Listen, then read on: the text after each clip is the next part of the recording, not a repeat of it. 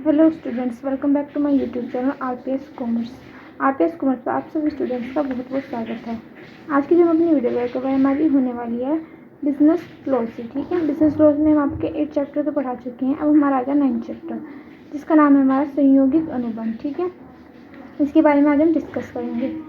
तो आप चैनल पर नए हैं तो चैनल को सब्सक्राइब जरूर कर दें, जिससे कि आपको हमारी और वीडियो भी जल्दी से मिल सके। तो देख लेते हैं यहाँ पे संयोगिक अनुबंध क्या है, यानी कि इसका अर्थ क्या है। तो सबसे पहले पढ़ते हैं संयोगिक अनुबंध। वे अनुबंध है जो ऐसी घटना पर आधारित हो जिसके घटित होने का कोई भी निश्चित समय नहीं होता। ठीक है, निश्चित समय नहीं होता, घटना घटेगी भी या नहीं घटेगी यह भी निश्चित नहीं होता।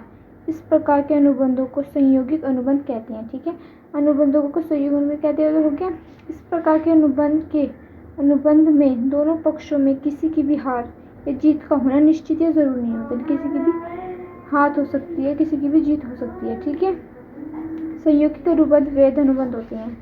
यह अनुभव संभावनाओं पर आधारित होते हैं। इनके ये अनुबंध जो होते हैं क्या होते हैं, संभावनाओं पर आधारित होते हैं। उदाहरण देख लेते हैं जैसे कि जब उसकी नौकरी लग जाएगी, ठीक है, तो उसे अपना नौकर बना लेगा।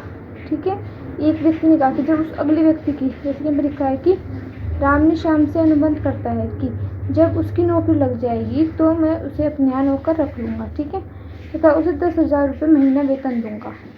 इस अनुबंध में राम की नौकरी लगना या न लगने का कोई जरूरी नहीं है। ठीक है, तथा समय का भी कोई निश्चित नहीं है, लग भी सकती है नहीं भी लग सकती। ठीक है, और शर्त के साथ नहीं है।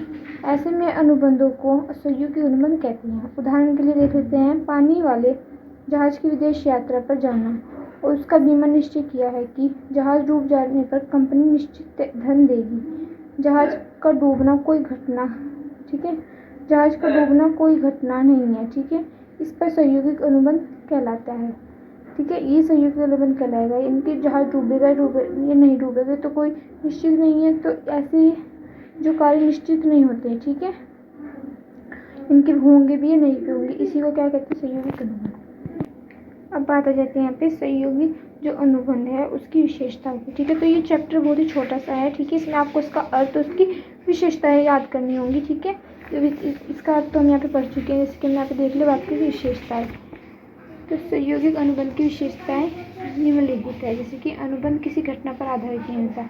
कि यह एक बहुत इंपॉर्टेंट विशेषता है, किसी भी घटना पर आधारित नहीं होगा, ये घट भी सकता है और नहीं भी। घटना का निश्चित होना, ये होगी कि घटना के निश्चित न होना। ठीक है, कहता है घटना अनुबंध के बराबर की होनी चाहिए, घटना जो अनुबंध के बराबर की होनी चाहिए। फिर हमारा है कि घटना किसी के इच्छा पर आधारित नहीं होती। जो घटना होती है किसी की इच्छा पर आधारित नहीं होता, किसने कह दिया कि ऐसा होगा तो ऐसा ही हो, ये कभी निश्चित नहीं होता। ठीक है, वैध अनुबंध का होना, ये भी एक इसकी विशेषता है। फिर इसकी विशेषता है कि अनुबंध के सभी वैध लक्षण होना। ठीक है, फिर घटना घटित होने पर लेन देन होना। ठीक है, ये भी इसकी एक विशेषता है। ठीक है, तो यहाँ पे चैप्टर हमारा कंप्लीट होता है, हमारा 9 चैप्टर। ठीक है, तो आपको अगर इसी तरह के चैप्टर्स की और वीडियो भी चाहिए तो जल्दी से हमारे चैनल को सब्सक्राइब कर लो। वीडियो अच्छी लगे तो वीडियो को लाइक शेयर कमेंट करना ना भूलें।